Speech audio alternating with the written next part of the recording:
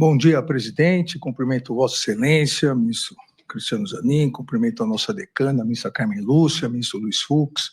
ministro Flávio Dino, cumprimento o Procurador-Geral da República, professor Paulo Gonet, cumprimento também, presidente, os advogados presentes que farão sustentações orais, doutor Paulo Renato Garcia Sintra Pinto, doutor Demóstenes Lázaro Xavier Torres, doutor Elmar Roberto Novak, doutor Matheus Maier Milanês, doutor Celso Sanches Vilardi, doutor César Roberto Bittencourt, doutor Andrei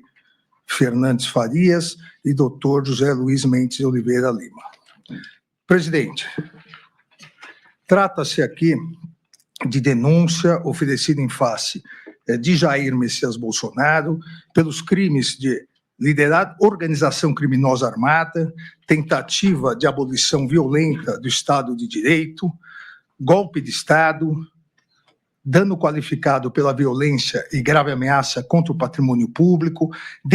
deterioração de patrimônio tombado, observadas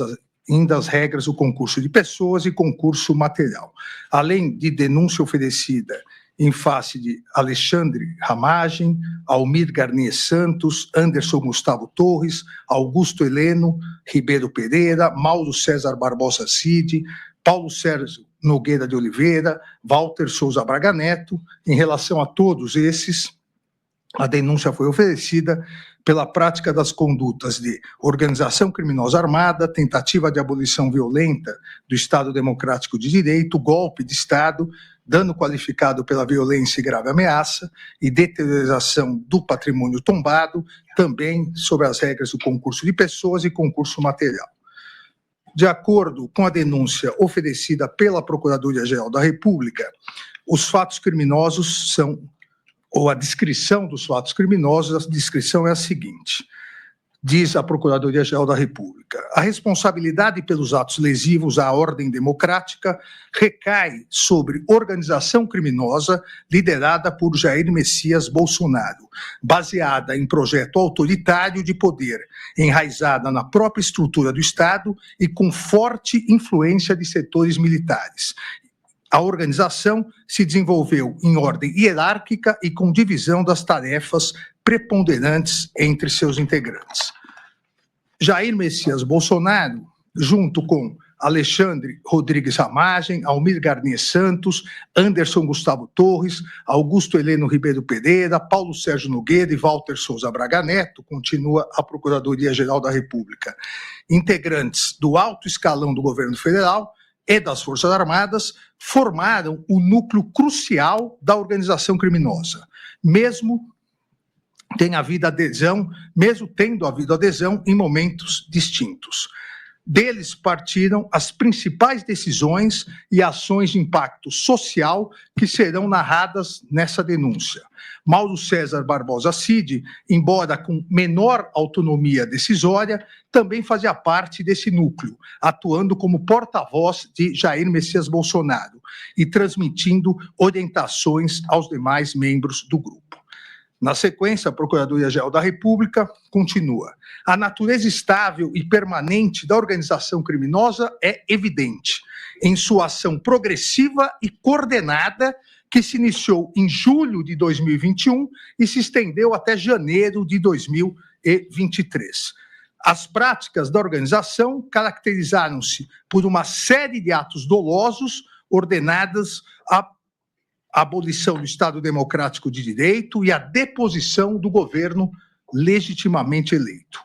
A ação coordenada foi a estratégia adotada pelo grupo para perpetrar crimes contra as instituições democráticas, os quais não seriam viáveis por meio de um único ato violento. A complexidade da ruptura institucional demandou um iter criminis mais distendido, em que se incorporavam narrativas contrárias às instituições democráticas, a promoção de instabilidade social e a instigação e cometimento de violência contra os poderes em vigor. A consumação do crime do artigo 359-M do Código Penal, tentar depor, por meio de violência ou grave ameaça, o governo legitimamente constituído, ocorreu por meio de sequência de atos que visavam romper a normalidade do processo sucessório. Esse propósito ficou evidenciado nos ataques recorrentes ao processo eleitoral, na manipulação indevida das forças de segurança pública para interferir na escolha popular, bem como na convocação do alto comando do Exército para obter apoio militar à decretação que formalizaria o golpe. Continua a Procuradoria-Geral da República expondo que a organização criminosa seguiu todos os passos necessários para depor o governo legitimamente eleito, objetivo que, buscado com todo empenho e realizações de atos concretos em seu benefício, não se concretizou por circunstância que as atividades dos denunciados não conseguiram superar a resistência dos comandantes do Exército e da Aeronáutica às medidas de exceção. Os denunciados também encadearam ações para abolir violentamente o Estado Democrático de Direito. Minaram em manobras sucessivas e articuladas os poderes constitucionais diante da opinião pública e incitaram a violência contra suas estruturas. As instituições democráticas foram vulneradas em pronunciamentos públicos agressivos e ataques virtuais, proporcionados pela utilização indevida da estrutura de inteligência do Estado. O ímpeto de violência da população contra o Poder Judiciário foi exacerbado pela manipulação de notícias eleitorais baseadas em dados falsos. Ações de monitoramento contra autoridades públicas colocaram em risco iminente o pleno exercício dos poderes constitucionais. Os alvos escolhidos pela organização criminosa somente não foram violentamente neutralizados devido à falta de apoio do alto comando do Exército ao decreto golpista, que previa expressamente medidas de interferência nos poderes constitucionais. As ações progressivas e coordenadas da organização criminosa culminaram no 8 de janeiro de 2023. Ato final voltado à deposição do governo eleito e à abolição das estruturas democráticas. Os denunciados programaram essa ação social violenta com o objetivo de forçar a intervenção das Forças Armadas e justificar um estado de exceção.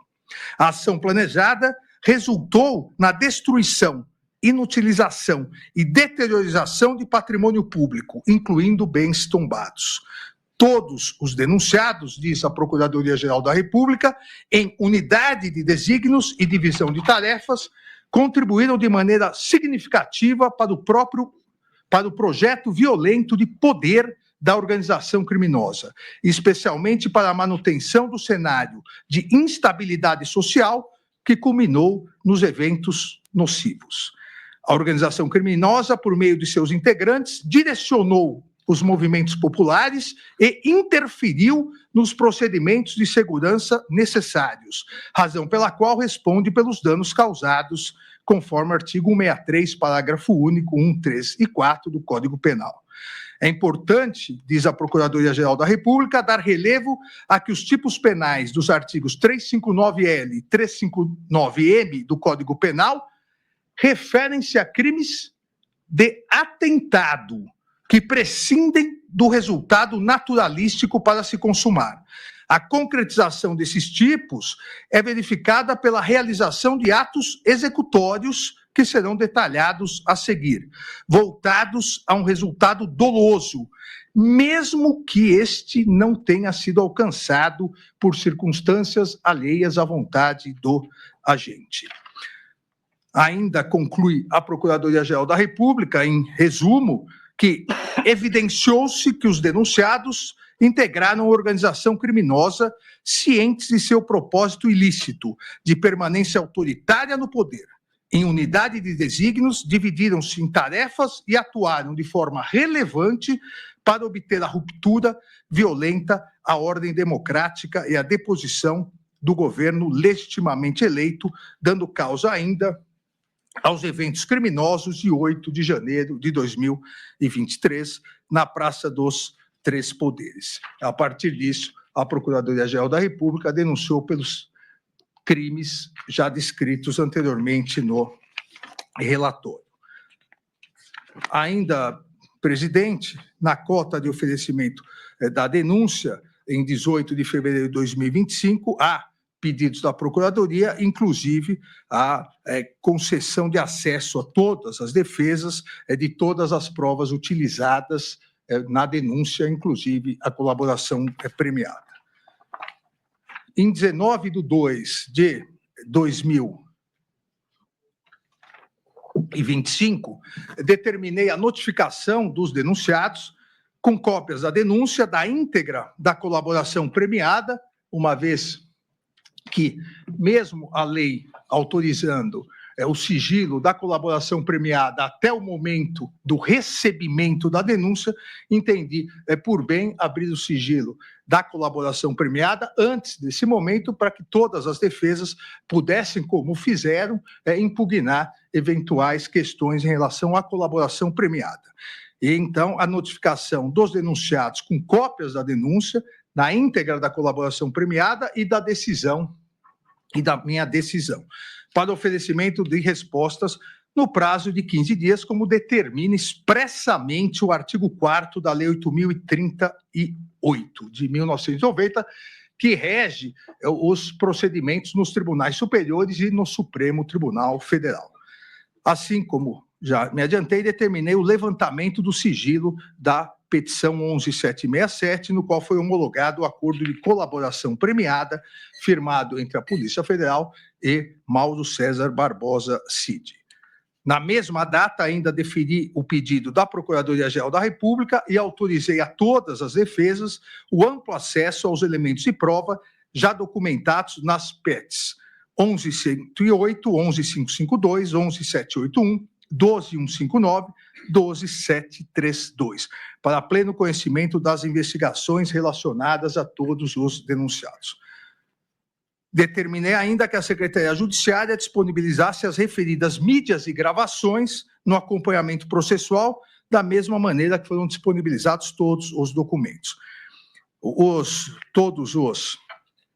denunciados foram devidamente notificados, apresentaram suas defesas prévias. Em resumo, as principais teses apresentadas pela defesa foram impedimento, suspeição e ausência de imparcialidade deste ministro relator e dos ministros Cristiano Zanin e Flávio Dino. Essas teses foram apresentadas pelas defesas dos denunciados Anderson Gustavo Torres, Augusto Heleno Ribeiro Pereira e Paulo Sérgio Nogueira de Oliveira. Segunda tese, a incompetência do Supremo Tribunal Federal e, subsidiariamente, se não a incompetência do Supremo Tribunal Federal, a incompetência desta primeira turma, pleiteando o julgamento pelo plenário do Supremo Tribunal Federal. Essas teses defensivas foram apresentadas por Almir Garnier Santos, Anderson Gustavo Torres, Augusto Heleno Ribeiro Pereira, Jair Messias Bolsonaro, Paulo Sérgio Nogueira de Oliveira. Diversas nulidades que serão tratadas no momento adequado, como a ilegalidade na apresentação de resposta simultânea entre os acusados e o colaborador, ofensa ao princípio da indivisibilidade da ação penal, ausência de amplo e restrito acesso aos elementos de prova constante nos autos, existência de document dump, ilegalidade da decisão que determinou a instauração do inquérito 487, existência de prova ilícita e a chamada pesca probatória. Essas nulidades foram apresentadas em sua somatória pelas defesas de Augusto Heleno Ribeiro Pereira, Jair Messias Bolsonaro, Paulo Sérgio Nogueira de Oliveira, Walter Souza Braga Neto.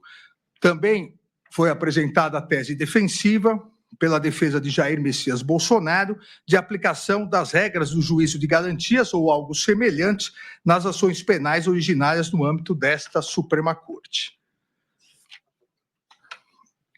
As defesas de Jair Messias Bolsonaro e Walter Souza Braga Neto apresentaram, também como tese defensiva, a nulidade do acordo de colaboração premiada firmado entre a Polícia Federal e Mauro César Barbosa Cid. Por seu lado, a defesa de Mauro César Barbosa Cid apresentou o pedido de confirmação da validade da colaboração. Também pediram, na sequência, a inépcia da denúncia, todas as defesas, de Alexandre Ramage Rodrigues, Almir Garnier Santos, Anderson Gustavo Torres, Augusto Heleno Ribeiro Pereira, Jair Messias Bolsonaro, Paulo Sérgio Nogueira de Oliveira e Walter Souza Braga Neto. Também todas as defesas alegaram ausência de justa causa para o oferecimento da denúncia. Na sequência, presidente, eu especifico mais o que cada defesa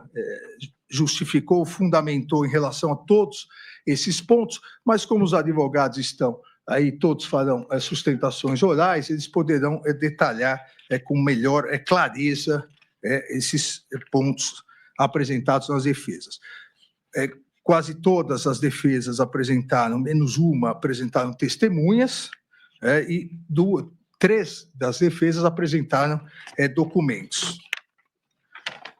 Em virtude da apresentação desses documentos, nos termos do artigo 5º da Lei 8.038, quando apresentados documentos pelas defesas na defesa prévia, é necessário que a Procuradoria se manifeste sobre o que foi apresentado. E a Procuradoria foi devidamente intimada e se manifestou sobre as defesas prévias em 13/3/2025. Da mesma forma, presidente, como o excelentíssimo Procurador-Geral da República fará a sustentação oral, ele melhor explicará seu posicionamento sobre isso. Ainda, presidente, e é importante aqui ressaltar, durante esse procedimento, a partir do oferecimento da denúncia, as defesas apresentaram diversos requerimentos. Em 20/2/2025, a defesa do denunciado Jair Messias Bolsonaro requereu a suspensão e devolução do prazo até que a defesa tivesse acesso à integralidade da prova, a intimação da autoridade policial para que constatasse elementos angariados não foram fornecidos à defesa, devolução do prazo, suspensão do prazo, prazo de 83 dias, e subsidiariamente prazo em dobro. Indeferir o requerimento formulado pela defesa do denunciado Jair Messias Bolsonaro, uma vez, e consta no relatório aqui a íntegra da decisão, uma vez que o amplo e integral acesso aos elementos de prova já documentados e que foram utilizados pela Procuradoria-Geral da República no oferecimento da denúncia, já estava garantido a todas as defesas, bem como já havia autorizado excepcionalmente e antecipadamente, inclusive, o acesso à colaboração premiada. Indeferir os pedidos de concessão de prazo de 83 dias ou prazo em dobro, uma vez que não há previsão legal para tanto. Ainda, presidente, indeferir o pedido formulado pela defesa em relação à ausência de provas, ausência de acesso a provas, inclusive em despacho realizado no dia 26 de fevereiro de 2025, no Salão Branco dessa Suprema Corte, com o advogado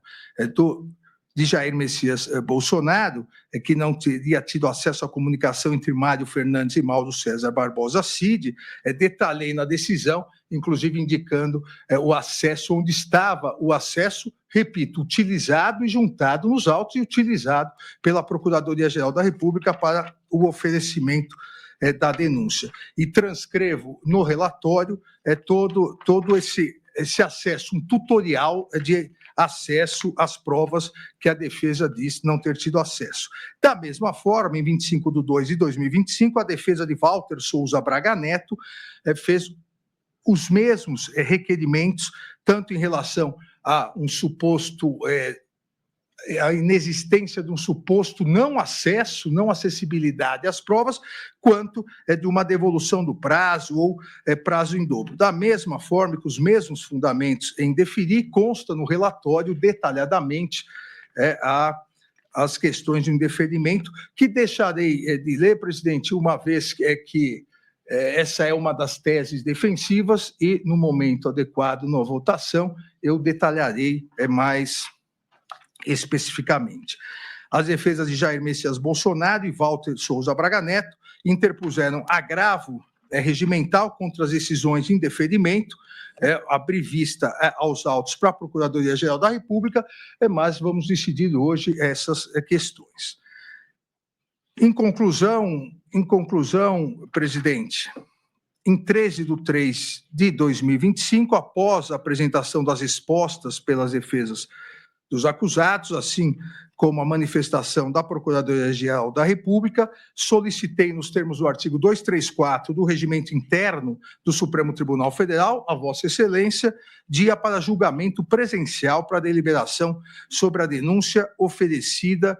pelo Procurador-Geral da República em face do denominado Núcleo 1, o núcleo da organização criminosa que, baseado em projeto autoritário, enraizada na estrutura do Estado e com forte influência de setores militares, com divisão de tarefas e com uma série de atos dolosos, visou a abolição do Estado Democrático de Direito e a deposição do governo legitimamente eleito. A denúncia oferecida em face de Alexandre Ramagem, Almir Garnier Santos, Anderson Gustavo Torres, Augusto Heleno Ribeiro, Jair Messias Bolsonaro, Mauro César Barbosa Cid, Paulo Sérgio Nogueira de Oliveira e Walter Souza Braga Neto. A presidência da primeira turma agendou as sessões extraordinárias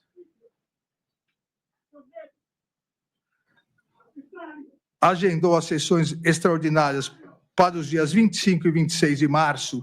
de 2025, com início às 9h30 e término às 12h30, bem como manteve a convocação da sessão ordinária para dia 25 de março à tarde e sessão extraordinária para o dia 26. É o relatório, presidente.